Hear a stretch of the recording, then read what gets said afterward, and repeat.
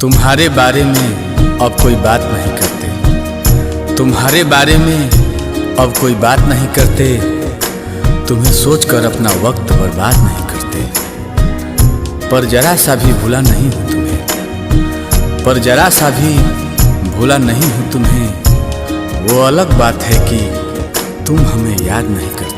कैसे भूले वो बिताए साथ लम्हे, मुझे छोड़ने का तुझको न गम है। ओ कैसे भूले वो बिताए साथ लम्हे, मुझे छोड़ने का तुझको न गम है। मुझे छोड़ने का तुझको न गम है। दिया दिल को जो तुमने जख्म है, दिल को जो तुमने जख्म है, नील कमल का टूटा भरम है। हाय रहबा कैसा सितम है।